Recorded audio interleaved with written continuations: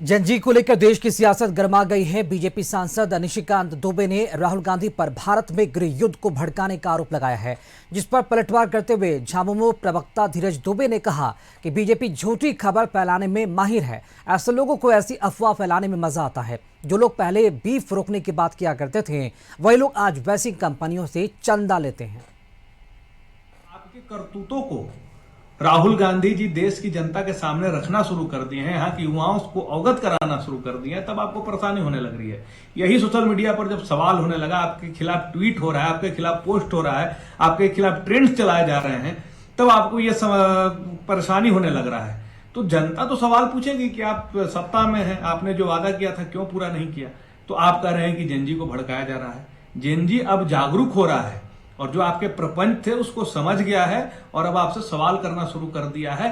यह सच है कि सवाल होगा और आपको अपनी जिम्मेदारी का निर्वहन। जनजी को लेकर राहुल गांधी के एक्स पोस्ट पर पलटवार करते हुए बीजेपी के प्रतुल शाहदेव ने कहा कि राहुल गांधी देश में आग लगाने की कोशिश कर रहे हैं, लेकिन वह भूल रहे हैं कि भारत की युवा पीढ़ी वंशवाद के खिलाफ है, जिसका प्रतिनिधित्व राहुल गांधी खुद करते हैं।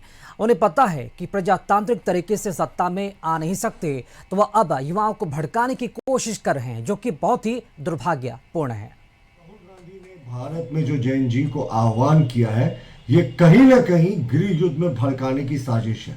लेकिन राहुल गांधी भूल गए हैं कि भारत का जैन जी बहुत ही आधुनिक विचार वाला है और वंशवाद के खिलाफ वाला ये जनरेशन है। ये तो मोतीलाल नेहरू जी के समय से जो परंपरा चली आ रही है, राहुल गांधी तक एक ही परिवार का वर्चस्व है, गांधी परिवार का कांग्रेस में, इसके खिलाफ जो नया जनरेशन है वो है।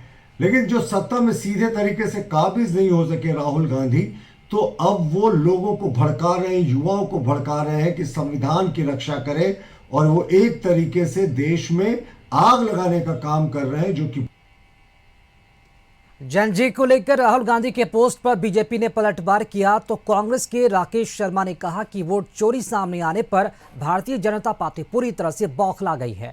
निशिकांत दुबे जैसे लोग ही यही मंशा रखती है कि समाज में कैसे नफरत फैलाए। कभी सुप्रीम कोर्ट के ऊपर भी कटाक्ष कर देते हैं, तो चूंकि कटाक्ष इसलिए कर देते हैं कि इनका बर्धस्त देश के प्रधानमंत्री और गृह मंत्री का है। तो जब बर्धस्त देश के प्रधानमंत्री और गृह मंत्री का है, तो ये बरबोलापन इनका दिखेगा, और हमें लगता है कि ये बरबोलापन तो जनता बता देगी इनको। वोट चोरी करके अब सत्ता में आए हो, जनता के दिलों पे राज करके नहीं। और राहुल गांधी जनता के दिलों पर राज करने लगे हैं।